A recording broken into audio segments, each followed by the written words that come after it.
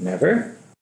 So welcome back to our friends from NOFA Vermont for Small Farms Day, version 3 for 2023. And we've got several folks who, some of whom have testified, I think, before, so maybe familiar faces to the committee. But why don't we go ahead and get started if you want to kick us off. Sure. Right. Yeah, thank you so much for having us. This is our third and final Small Farm Action Day of the session. So we really appreciate you hearing from us the couple of times that we were here before. And as you all know, this is an opportunity that NOFA Vermont and Rural Vermont partner on to bring the voices of small farmers and food processors and folks throughout the food system into the legislature. So you can hear from them directly about the issues that they're facing. And this session in particular, we sort of left open. We didn't choose a theme or a topic. So you're going to hear about a variety of things from cannabis to, which I think you're sort of hearing a little bit more about later this week, to some issues in meat processing realm, to some testimony on conservation that you have heard a little bit about already this session. So that's just a little bit of a preview. And anything to add, Caroline? Just for the record, Caroline Gordon with Rural Vermont. Yeah, we just thought it's important to have like one format out of the series, not to be determined by our organization's advocacy priorities, but really just what you're hearing today are issues that surface from our farming constituents and what they deem important to bring to our attention today. So while the issues might be a little more overboard, it's important to know that this is really direct grassroots action for those who speak here today with you. Great. So thank you all. Thanks, Graham. Thank you. So we've got about an hour, and I think we're going to have Graham come up first. If that works. And why don't we, while Graham's coming up to the table, maybe we'll introduce ourselves to everyone in the room. So we won't do that 4 times. We won't do that for each of you, but I don't think that everybody here necessarily knows all of us. So let's go around the room. Representative Templeman, you want to start? Okay, I'm David Templeman, representative of Orleans 3, Brownington, Barton, and Westmore. I'm Charles Wilson from Caledonia 3, which is Linden, Sheffield, Wheelock, Sutton, and North. Henry Pearl, represent the towns of Danville, Peacham, and Cabot. Jed Lipsky, represent Lamoille 1, Stowe. Rodney Graham, represent Williamstown, Chelsea. David Durfee, I represent Shaftesbury, Glastonbury, and Sunderland. Heather Supernut, Windsor 4, Barnard, Pomfret, Bridgewater. Esme Cole, Windsor 6, Hartford. John O'Brien, Royalton, and Tunbridge. Mike Rice, Bennington, Rutland, towns of Danby, Dorset, Landgrove, Mount Tabor, and Peru. Oh, I've got yours memorized. Josie Levitt, Grandel Chittenden, which is all of Grandel County, and West Milton. So welcome. Yeah, thank you all. So my name is Graham Strupacht. I am a small farmer. I also work at Rural Vermont. I think I didn't realize I was going to be put up first, and I'd actually like to defer because I can come here a lot, and I'd like to just make sure that the farmers who are here who made their time to come in can have the time that they speak, and I'm happy to go on the end, if that's okay. That's absolutely fine. Bruce, then, should we have Bruce go up? If that's okay with you all, yeah.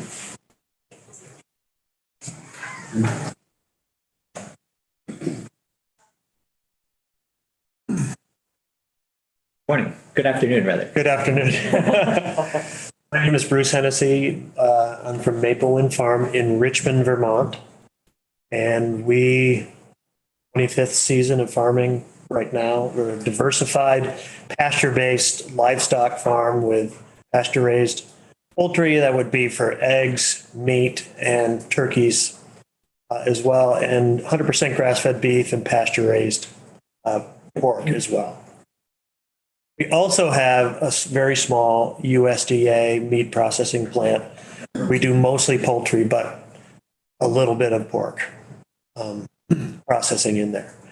And that's one of the main reasons why I decided to come today, was to talk about an issue that we're having as a USDA inspected plant, hoping that the state can help us push back against some proposed regulations that I think pose an existential crisis for very small plants in the state and actually kind of across the country. So I know this is comes out of the federal realm, but I'm hoping that maybe some action by the state can help us, can help them understand how much this injures folks like us. So this is a proposed framework for controlling salmonella in poultry. Now, salmonella is a pathogen. We know about this. It's actually everywhere. It's in our soils. It's in all of our animals. It's everywhere in a lot of different forms, a lot of different kinds of salmonella. There are some that aren't so good for us. And that's what the USDA is proposing to control a little bit better. The issue is that it's an endemic, it's an endemic pathogen in all poultry, which is the main framework that we're working with here. And the USDA is proposing to classify it now as an adulterant. In other words, it's something that we've somehow added into poultry that is making it dangerous for human consumption. And they're doing this in order that they can actually legally regulate it. It's currently a non-regulatory pathogen because the USDA lost a court case in which it was proved by the defendants that salmonella is indeed endemic in meats, and therefore the USDA really couldn't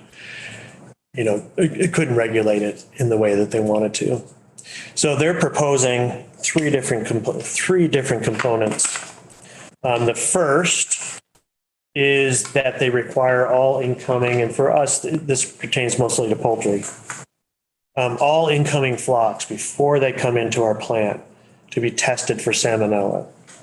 Then they would have the right, if they test positive, to send that flock home without being processed. So it won't be allowed to come into the plant if indeed it tested positive. And I can tell you that I think most flocks in the state and in the country would test positive. Mm-hmm. Pretty much every time with a sensitive enough test. And the testing is very sensitive these days. So it's a naturally occurring microbe. And for that to be kind of the barrier to entry to processing seems like something that's just not going to work for most of us, right? So I think that's fairly obvious. The second one is that they want to enhance as the processor, our establishment process to control and monitor salmonella, which we already do, but we're going to be required to do even more than we do right now, which honestly I can't imagine doing without having to make an investment that would put us out of business. Right now we do a tremendous amount to mitigate potential pathogens in our process, including lactic acid dips, and it keeps on going. But we just feel like instead of focusing in on what we're doing in our process, which is already very rigorous, that money and time and effort spent on educating the public on how to cook poultry correctly would be a better use of their money. So as part of this, the USDA itself said, hey, we've reduced salmonella by 50% coming out of USDA inspected poultry plants, and since the Poultry Salmonella Reduction Act back in the mid-90s. The resulting human health reduction was exactly zero. So they reduced salmonella coming out of plants by 50%, but the infection rate stayed the same. So reducing salmonella even further in plants seems to it's not going to have an effect on the current infection rate in the country. And then the final piece, which is the adulterant part, is that they want an enforceable final product standard. And what that means is once you have the finished product, if that tests positive for salmonella, then it can be retained and most likely destroyed. This seems particularly onerous when it comes to poultry in that, again, it's an endemic, literally living within the cells of chicken. It's an endemic microbe. And that there is a requirement to have a safe handling standard of cooking to 165 for all poultry products, right? And so taking a raw product that hasn't been cooked yet and testing it for salmonella and then withholding it because it tests positive seems to fly in the face of the efficacy of that safe handling warning on each package that we put out. So I'm not sure why they're proposing this right now. I don't know whether it produces more jobs at the federal level. I'm not sure why, but it's for us, and I should, fair warning, I'm also part of the American Pastured Poultry Producers Association, past president and on the board. And as a community across the country, and certainly here in Vermont, we're really concerned about this. And I feel like additional monitoring, turning away flocks that we have already contracted to process for people because they test positive for salmonella is a major barrier to our business and to small farms. So I'm not sure. I'm happy to answer any questions about that, but those are the big things. And I know this is a federal issue. I have talked to our federal delegation, but I'm just hoping that as much information we can get going to the USDA saying this isn't a good idea, please, let's do something different, would be just trying all avenues to keep this going. The second piece I will say is that before sure move on, just want to see if anybody has questions. Representative. So just to clarify, your bird processing unit is specifically USDA certified, which would allow a farmer to take those birds over state lines and sell that product. Whereas you're familiar with Pierce Farm, Hillside Farm, they do pastured chicken, but they don't process USDA. Everything they produce, tell me if I'm wrong here, is only for state consumption and sale. They do both. They do both. That farm does both because I know there are customers of ours. They bring their birds to us to get USDA. But that's neither here. They're operating under the 1,000 bird exemption, which is the non-inspected, and that's fine. And you're right that this proposed framework wouldn't affect that. Except that, and we were just talking about this at lunch, except that I think with increased regulation, there's going to be even more pressure from the federal government to eliminate on-farm slaughter, reduce the exemption, and make it more difficult for small farms to come to market with their stuff. Yeah. So, are there any other questions? Representative O'Brien.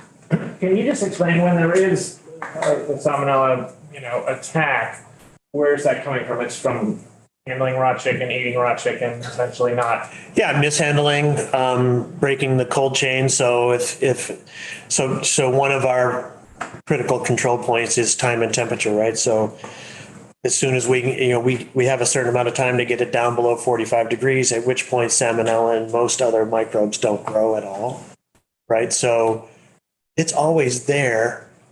The question is, did it grow enough to be, to have a critical amount to start an infection, right? So a lot of people out in the public may not handle chicken the correct way, or they handle raw chicken and don't wash up.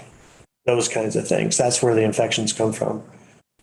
An analysis of what the USDA puts down as their as the reason that they're putting this forward looks like they'd be mitigating, if it actually worked, it'd be mitigating about 3,000 infections a year nationally. And our question is, I think you could do better than that by spending the same amount of money, time, and energy on education of consumers than putting the onus on the processing space where, look, when we get our chicks, each one of those chicks has salmonella. It's in the hatchery, and then we're on pasture, daily move on pasture. It's in our soils. That's a fact. And our job is to put out a product that has a very small amount and it's not allowed to grow into an infective amount. So aren't the Purdue's and the Tysons sort of terrified by this too? I'm sure they are. However, they do have the financial capacity to deal with more monitoring, to ensure, to add in new steps in their establishment process. And, this is really a discrimination against small and very small plants that just won't be able to afford that infrastructure. Yeah. So the rule would nominally apply to everybody. It's not a rule it's not a rule that's spelled out only for small. No, that's right. No, it is for everybody. Many of those, Purdue and Tyson, they're vertically integrated, right? So maybe they have the capacity to spray their flocks and reduce their live flocks and reduce the ability to test positive for salmonella coming out of, their barns, right? And then once it's in the plant, they have all of those checks. I mean, they have literally dozens of antimicrobials that they're using. And that is a whole nother human health issue, right? So they're not nearly as afraid as the rest of us. So, Representative Wilson? Are you saying that the cooking of the birds would take care of the problem? It absolutely does. If you cook it to 165, there's just nothing that survives that. Yeah, and it says it right on the package. Yeah. It's simple. It's very simple, and I'm not, like I said, this is already it's already settled law. It's already settled law, and the USDA has chosen to ignore it. And by regulating that salmonella is now classified as an adulterant, now they can legally regulate it. And look, I am the first person to want to have the cleanest, safest food out there. I think this is a huge waste of time, energy, and money, and it would cause us to go out of business, I think. Representative Levitt? Oh, I was just going to ask, when are these regulations in effect now, or are they about to go into effect? And they're in a comment period. I have a document here that I wrote in conjunction with American Pastured Poultry, where we made comment when they asked for comment, and it has not been put into action yet. Okay. That I know of. You had another. I have one more thing, and that is this is much more locally focused, and I'm sure you folks are aware of this, but we have benefited. Our farm has benefited from the Working Lands Enterprise Initiative a number of times over the years. And I think the current climate for all farms in the state is such that the need is much greater than it used to be.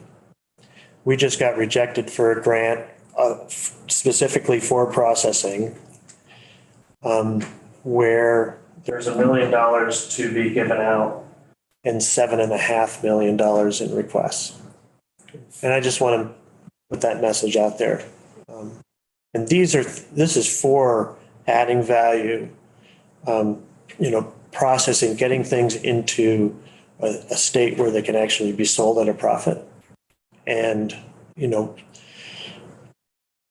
I'm sure you've heard this before as well, but it's, just making the raw product isn't enough for any farm. being able to extend and add value and add accessory businesses, those kinds of things onto the farm is extremely important. So when it's possible and how it's possible, I'm just asking for your support for more funding to Working Lands. Whatever way you can make that happen. We're the choir. I know. I'm sorry, I don't. Altos are down there. I love singing with the choirs. Just to be clear, we make a request or recommendation earlier this year. This committee voted to support the full request and make it permanent. And we know that that's still a discussion that's underway outside of the walls of this room at the moment anyway. But I think you'll find, if you talk to any of us, we're all right there with you. Well, I really appreciate that, and I appreciate the opportunity to bring these thoughts to the table. Thank you very much. Yeah, there's about 8 million too for meat maple. It's not Working Lands, right? But it's right. Yeah. So there's other money that's in it's actually in the House's budget proposal for beyond the Working Lands program for processing for meat, as we said, meat and produce and maple. So we're hopeful. Well, I hope that works out in whatever form it comes in. Let's see. Next I've got Melissa's Nando. Good afternoon. How are you? Thank you. My name is Nando Jaramillo. I live in South Royalton. I guess you're my representative.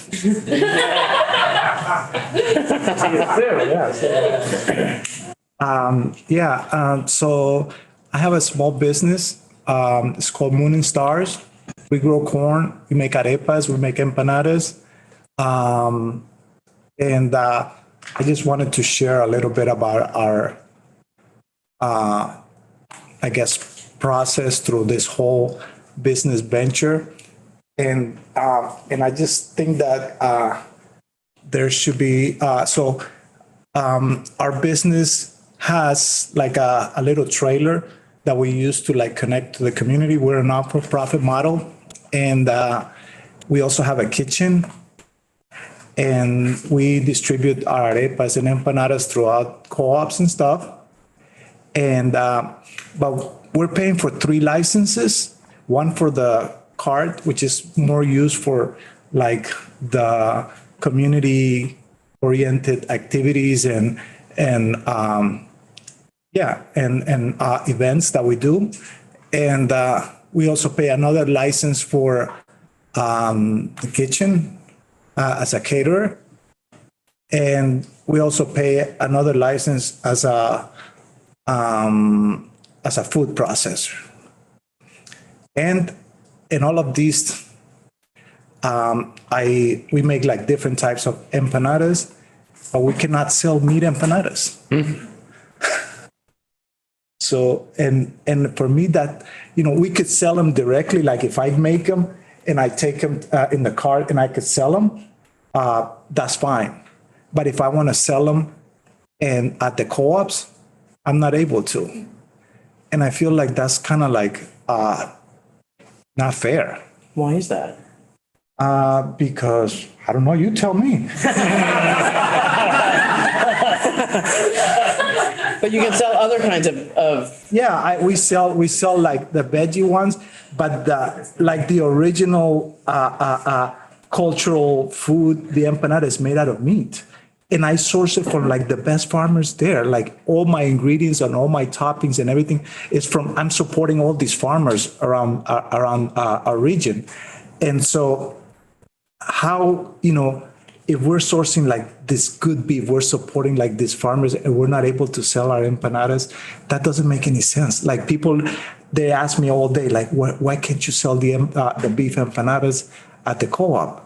And I'm like, I don't know, the health department, so they want us to pull out another license. the USDA to have an inspector there, like what Bruce, and at our scale, like he talks about himself being a small scale, and he does 30,000 birds. I'm making like 500 pounds of beef in a year. So that's such a small, minute thing that like, how can we scale up to this with all these charges, licenses, insurance, and now we have to get another license to be able to provide this to our community.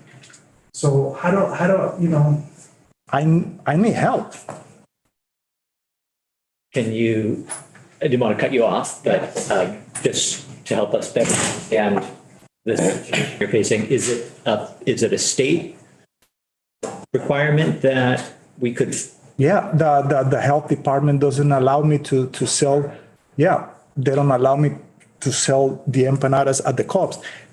And I have already a client-based thing already established there that they're like asking for the product because they've tried it, they've eaten it. I've been serving the community for the past 4 or 5 years.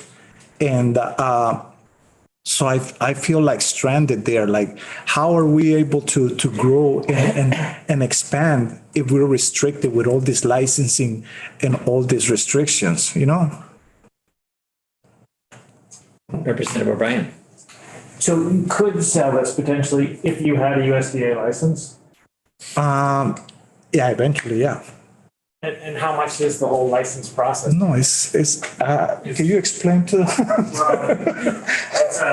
At his scale, it would be very cost prohibitive. Mm-hmm. What he needs to do is he would need to write a HACCP plan, Exactly. which is a big deal.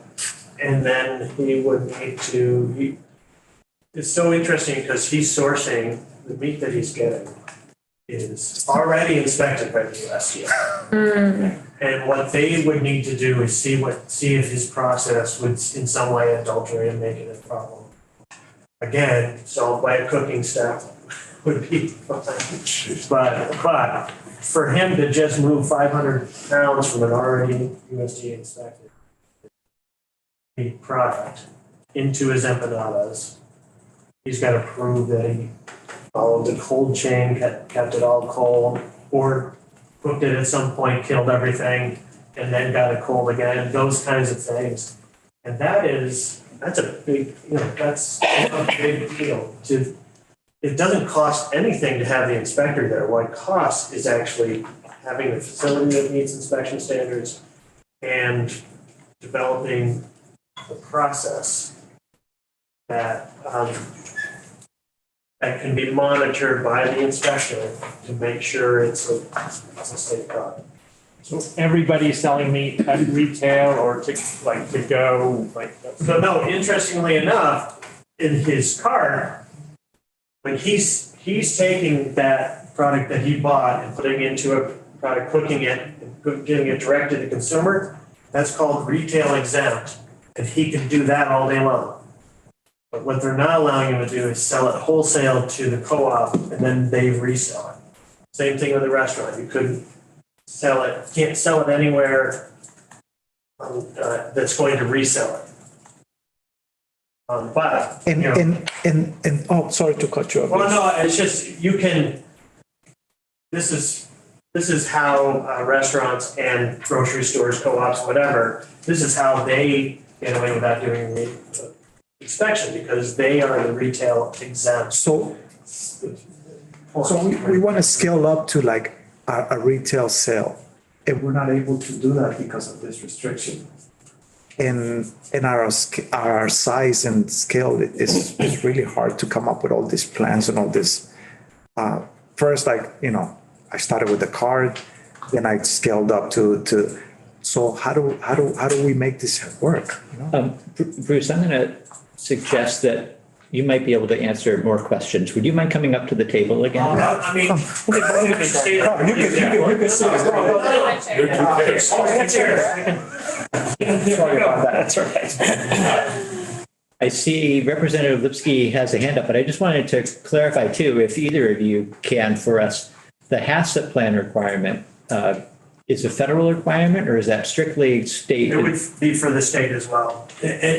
For meat inspection, you have to have a HACCP plan, which is a hazard analysis, critical control plan. And that's, can you spell that out? HACCP.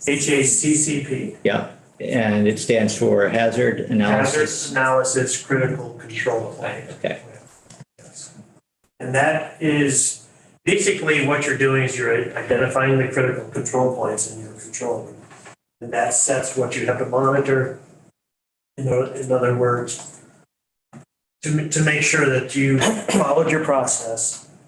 Then you have to go through a 90-day validation period that your plan actually works to have, an acceptable level of pathogens and that kind of thing. So for him, it would be, it's just an astounding amount of work to be selling empanadas into the store. Yeah, I feel like all these laws were written to help all these big producers and leave out, and that's what happens in the whole food system. It goes into distribution, it goes into production, and it just, they're designed to accommodate those big scale producers and leave out the small producers, because I have a lot of issues also with distribution. People don't want to carry our product to distribute because they don't, I don't know. I guess it's just like the mafia or something, Representative Lipsky? Yeah, thank you, Chairman Durfee. You may have answered my question, Nando. You talk about a cart. Is that like a truck that has a little trailer that we have a fryer and a grill there, and we parked there across the street here a few times, and we just we make all our stuff at our kitchen, and we keep everything frozen there in the trailer, and when we go to festivals and events and stuff for the community, we use it, and but our goal with the business, I use that as a marketing tool kind of, and as a connection with the community, and to bring out our products to the community so they can know about them. But our goal is to build a business, and that's restricting our business. It's impeding us from moving forward. Representative Templeman and Representative Cole. So if I understand this correctly, and I pulled a home catering license at one point, and I actually inquired about, so I raised animals and I was making pasta and I wanted to, make tamales. And so apparently making my own tamales with meat and selling them direct to market is legal. People could come to my house and pick up tamales. I could bring it to them. The catch point is if you're selling to a retailer. Exactly. And then everything changes at that point. Exactly. And it doesn't make any sense because you're already preparing food with meat in it for people to eat. Exactly. And it's accepted legally, except when you try to go through a third party. Exactly. Yeah. Does that make sense? Does it make any sense? For me, it doesn't. I don't know. Does it make sense to you, Representative Levitt? No, it makes sense to me, but I'm trying to figure out where the logjam is. Is it a Vermont Department of Health thing, or is this another, or is it a USDA thing? The law is designed for those big corporations, and it's to leave out these small producers. But is there a way that you could get a Vermont license that would allow you to do that, or do you have to also then have the USDA license as well? Well, it wouldn't be USDA. You could do a state.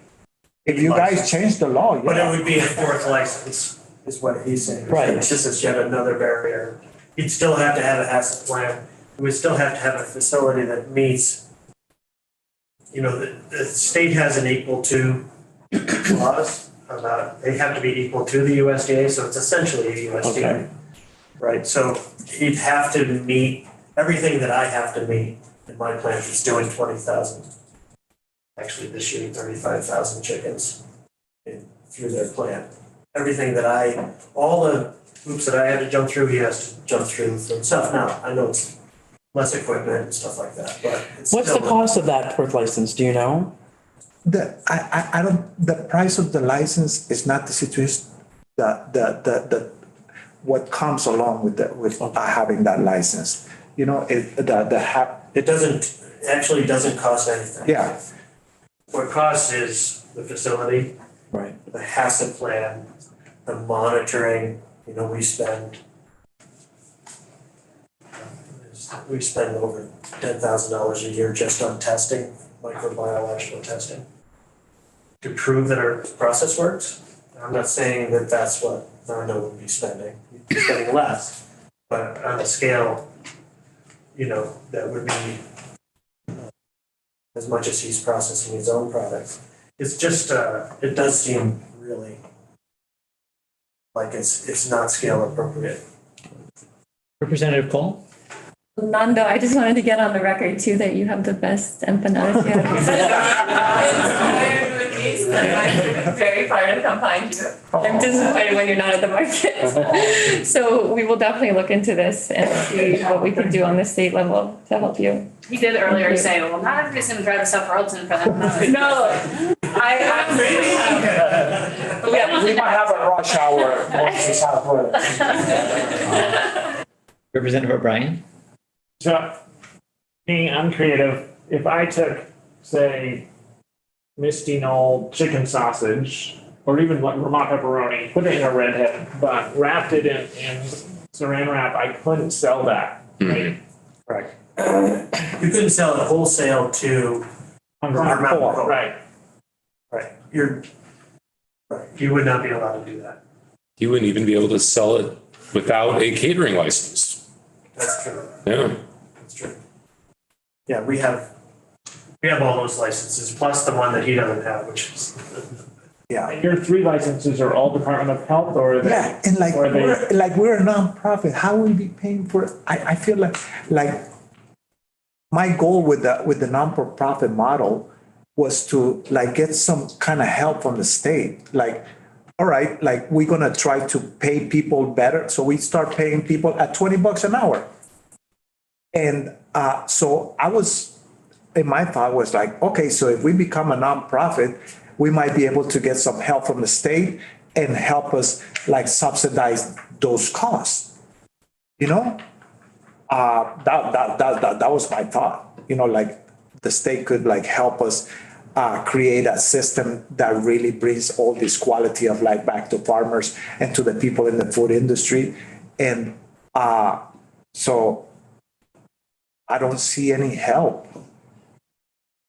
I was going to ask, if you're done, John, just whether the agency offers technical assistance at all to producers in coming up with the plan, that if you felt you were at a scale where you were able to do that, is that help available to producers?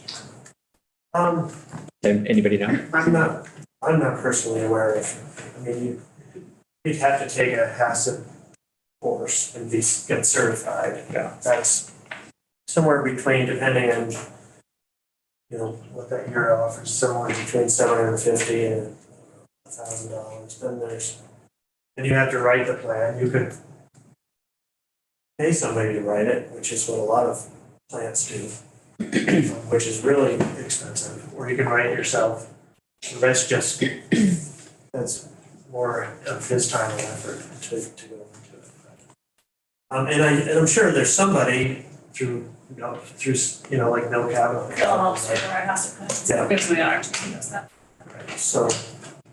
Get one more question from Representative Lipsky, and then we'll move on. Like estimates, I'm actually interested. Do you ever have a booth at the Tunbridge Fair? Oh, no. Would you be able to rent a kiosk or a space there? We're going to be next week at 3.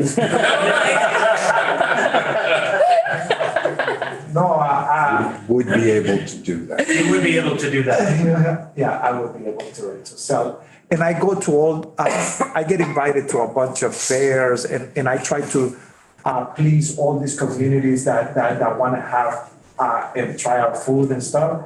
And I try to accommodate as much as I can every year, so I kind of like split my time in doing that. And that's part of our mission, just to educate people about the importance of like growing good food and supporting farmers. And that's our whole mission, educating people about the importance. And we advocate for like organic food and like fair trade and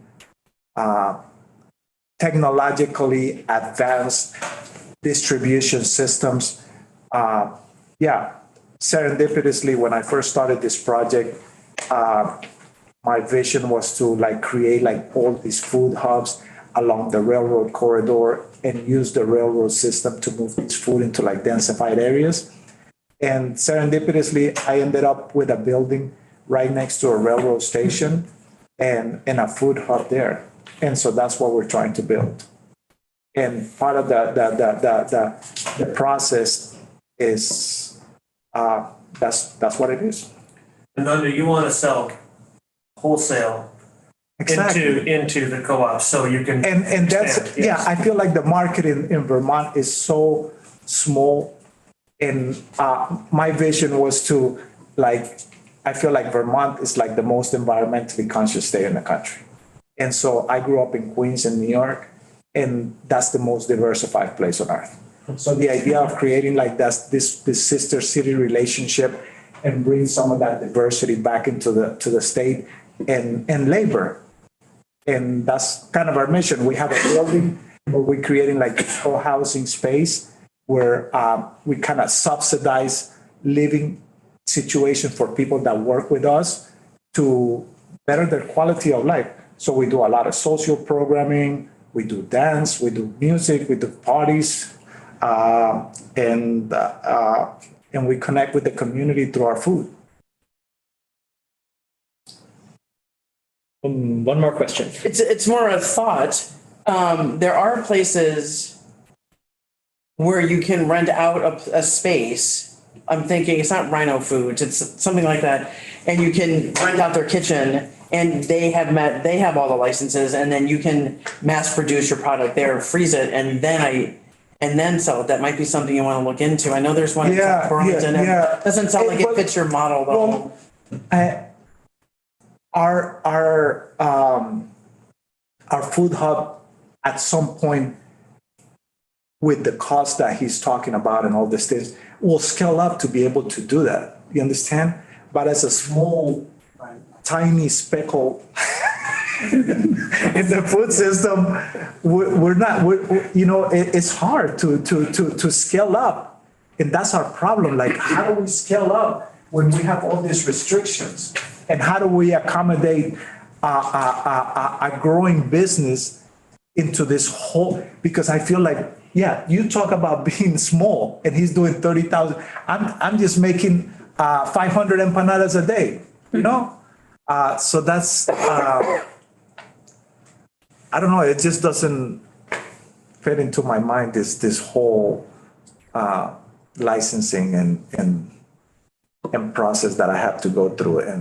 And I feel it's unfair. Thank you for bringing your story to us. Oh, thank you. Introducing some of us anyway to your product. It sounds like. Road trip. Yeah. I want to make sure that we have time to hear from Stephen too. Yeah. Thank you so much. Thank you. And if there's any funding to make this thing work, let me know.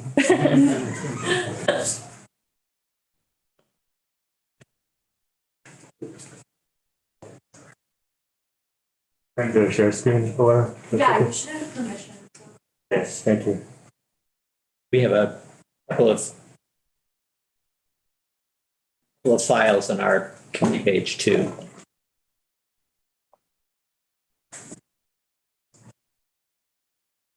Thank you so much for having me today. I wanted to start off just by thanking you again for hosting Small Farm Action Day, such a vital program hosted by Vermont and Upper Vermont. I know for me it was a really important kind of on-ramp to getting engaged as a citizen farmer within the democratic process. And, so again, just thank you for your support of the program. I was going to start out with a quote. I know that this is not in your committee, but I know that you've commented on this bill, H126, and I believe Energy and Senate Energy and Natural Resources is meeting tomorrow again on it. That's why that might be pertinent to bring it back up. Just want to ask you to introduce yourself. Oh, I'm sorry. Stephen Leslie of Cedar Mountain Farm in Caldwell Co-housing in Heartland, Vermont. So I'll just start with a quote, and then being an introvert, I came prepared with a prepared text. Political reality must be grounded in physical reality, or it's completely useless. From Professor Hans Schulenberger, Director Emeritus of the Potsdam Institute for Climate Impact Research. The story is told that we have entered into the Anthropocene, the age when the impact of human activity is now equal in magnitude to the geological forces that shaped and determined the evolution of life forms through the eons of Earth's past. It would be an understatement to say that the Anthropocene has not been good for life in general. In fact, we are in a die-off, the sixth mass extinction, with an estimated 1 million species predicted to be gone by 2050. 70% of all mammals have disappeared since the 1970s.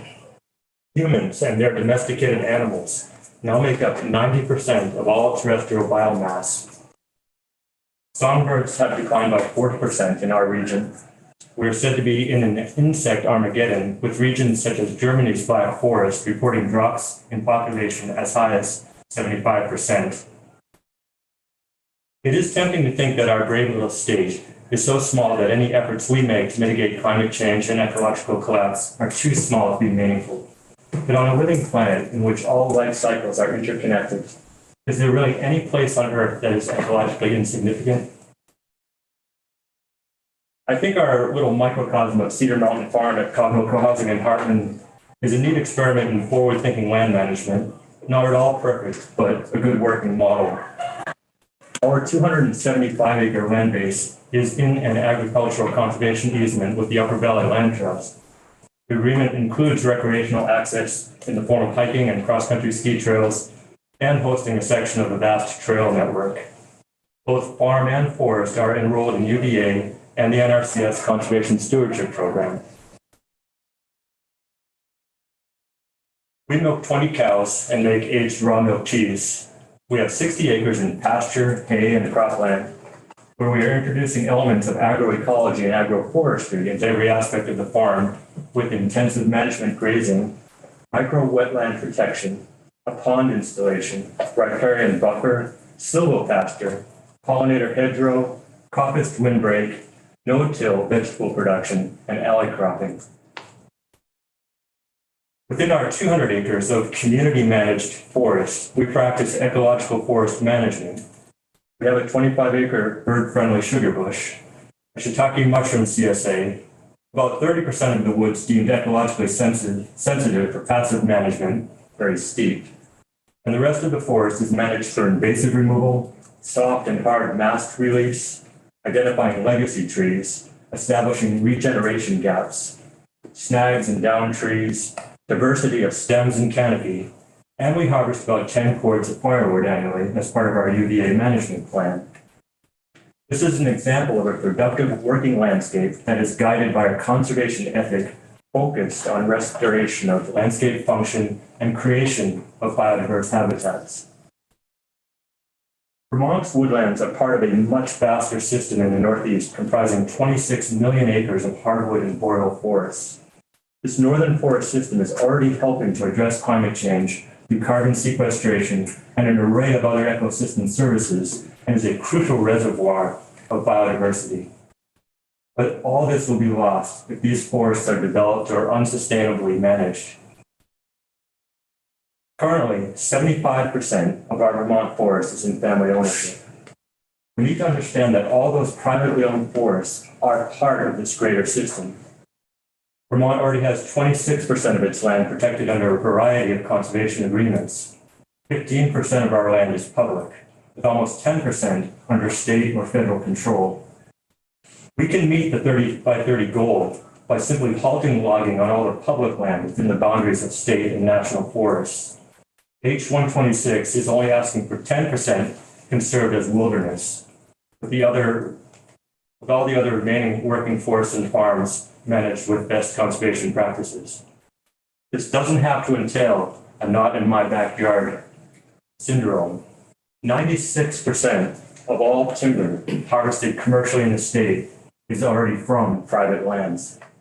We can sustain a planned local harvest while managing for biodiversity by adopting ecological forest management and eventually making it a requirement for enrollment in UVA.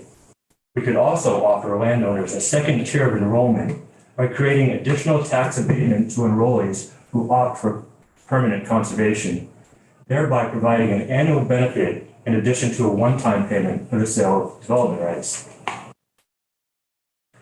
In accordance with the amendment introduced by you all, the House Ag, Food Resilience and Forestry Committee, H 126 should include conserved farmland within its inventory, but only those conserved farms that have adopted certifiable soil health and water quality practices.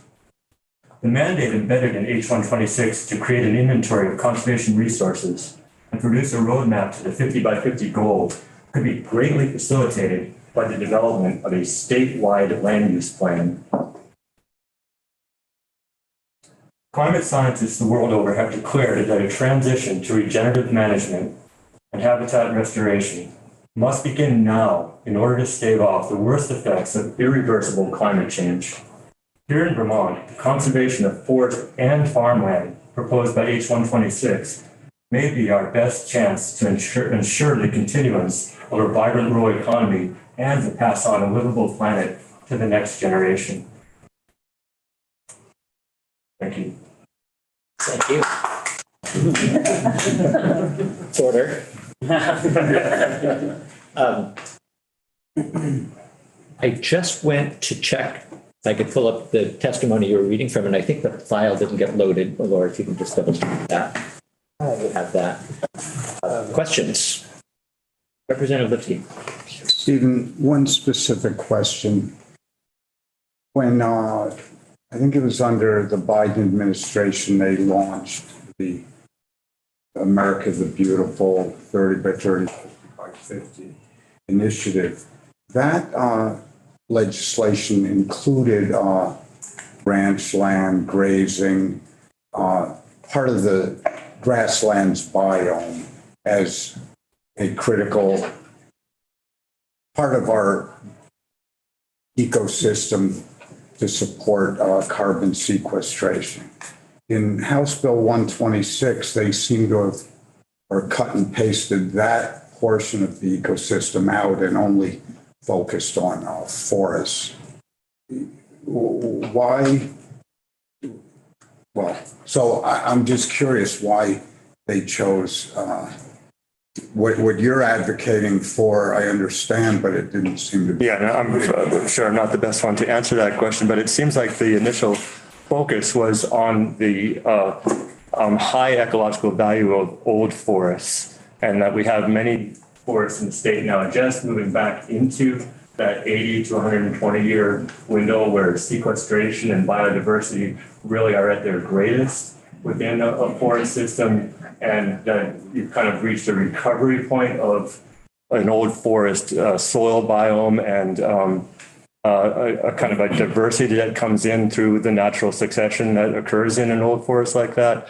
And so I think that that was the initial value that was being underlined, was we have a lot of old forests in the state now. How are we going to ensure that we don't just look at them for they're also entering into and out of their prime timber window as well, and not just focus on their extractive value, but really recognize that this is a great reservoir that we've just come back into since about the 1920s, and we really need to appraise ourselves of its value on all levels, not just the wood products level, which is an important factor, but obviously can't be our sole criteria.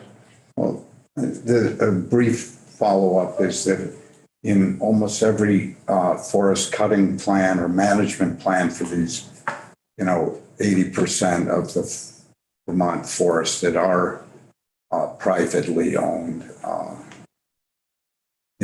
Both the carbon value, the songbird, migratory bird, biodiversity, water quality, soil sustainability, and productivity are all values that are included along with the silvicultural and the needs, and the other part, which is not just recreation, these other values, but the forest products value, sort of that human piece, is just one of the over half a dozen critical values that I think go into management today.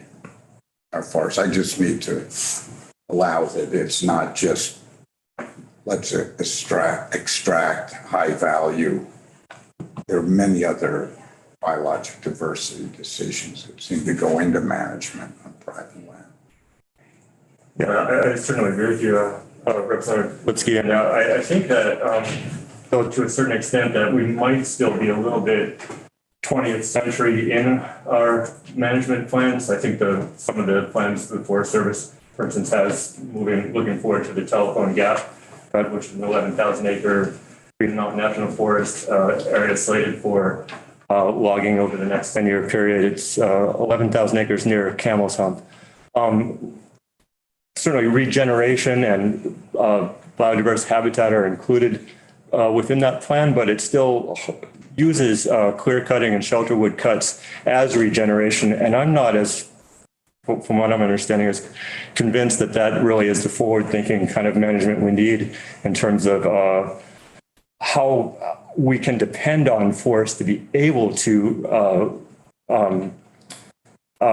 reestablish themselves under the very rapidly changing climatic circumstances that we have, and that there's more resiliency in these forests that are managed with this ecological forest management treatment. This is are you aware of that term? It's a type of forestry that's being promoted by many foresters in the state, and Tony D'Amato at UVM has done 20 years of research with this type of management. Ethan Tapper, the Chittenden County forester, is managing several town forests with this kind of regime.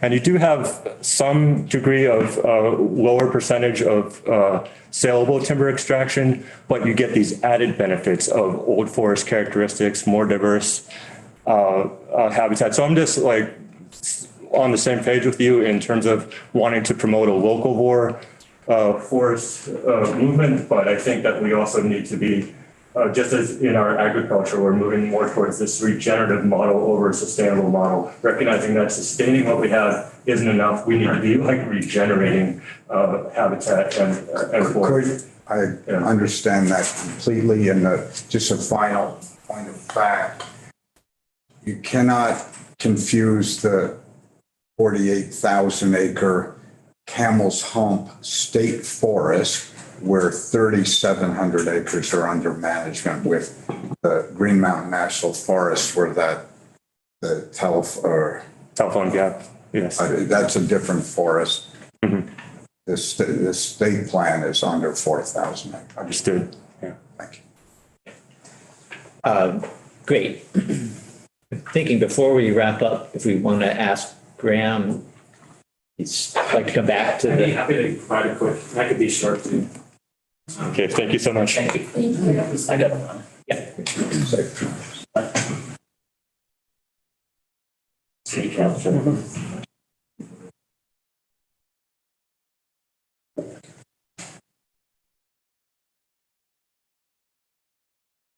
Thank you all for making the time. My name is Graham Unang-Strufnacht. I'm Policy Director at Rural Vermont, and I'm also a small farmer. And at our previous testimony earlier today, we had a farmer come and testify about her experience of a conflict between her time farming, her land in the land trust, her conservation easement agreements, and then what happened when she sought a cannabis cultivation license and ultimately was told by the land trust that she couldn't farm on that land by the conservation NRCS, essentially that she would have to either get rid of her license or get out of those contracts.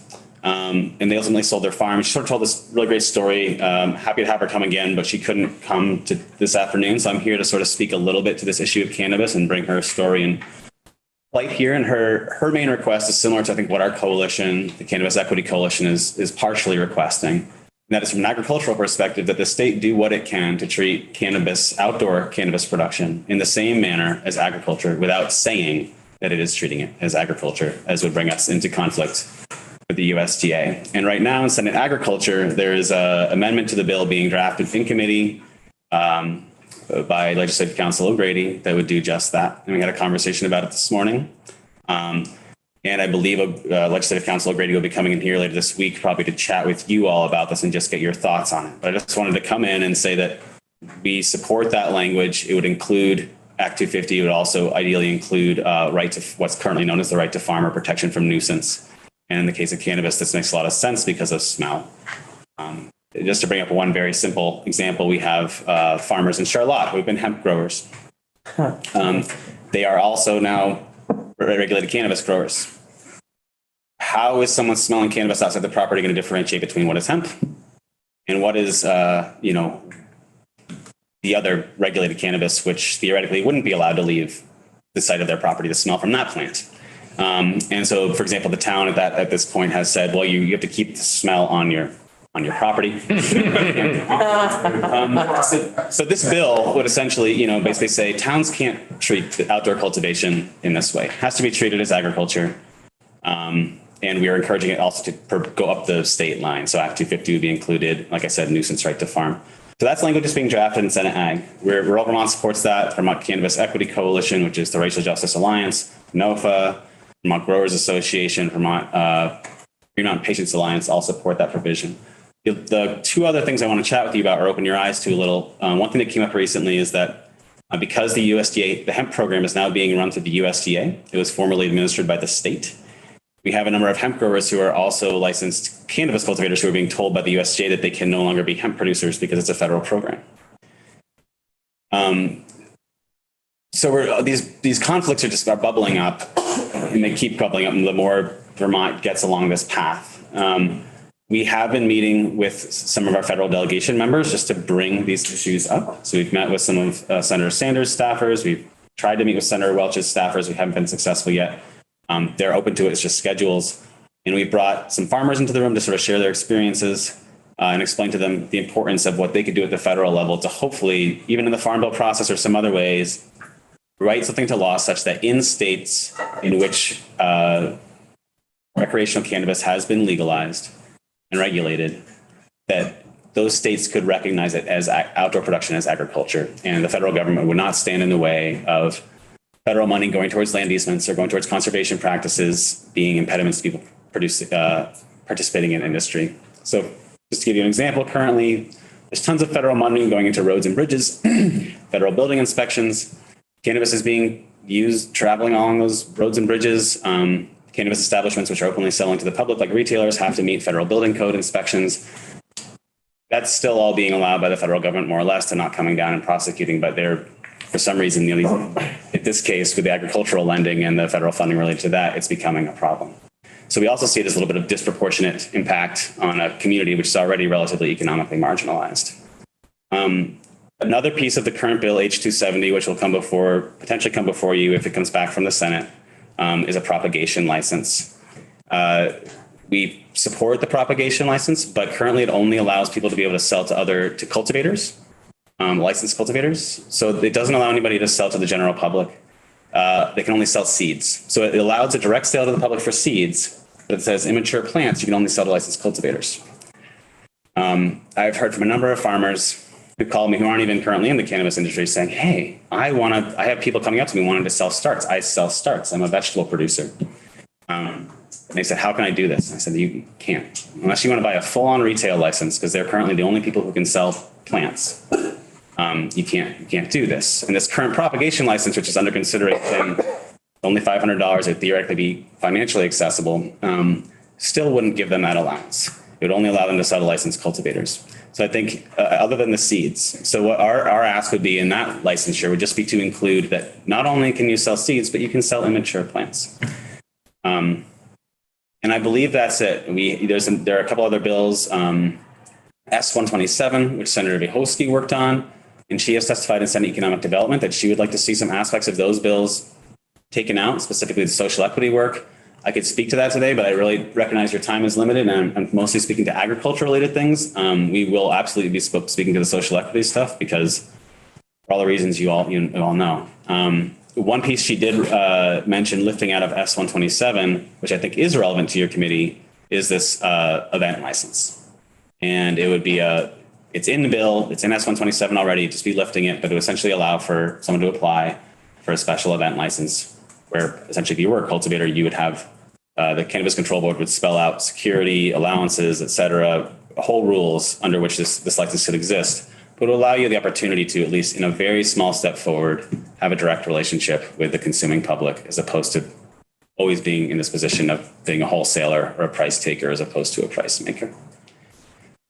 And I think that's it. Those are sort of the agricultural points of cannabis I wanted to bring to your attention. I think that you'll be hearing from Legislative Council later this week.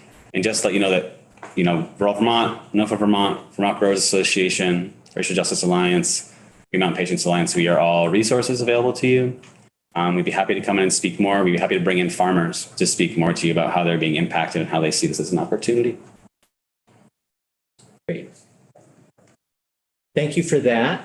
And for reminding us that you've got resources. We are, for those who haven't looked at the agenda, we're going to hear from Ledge Council tomorrow, I think, on a little bit on what might be coming along in H270 if that bill comes back from the Senate. That was the miscellaneous cannabis bill. Yes. Good. All right. We'll stop there, I think, just so we can get a short break. We've got testimony at 2:15, so just a chance to stretch. Thank you all for having us.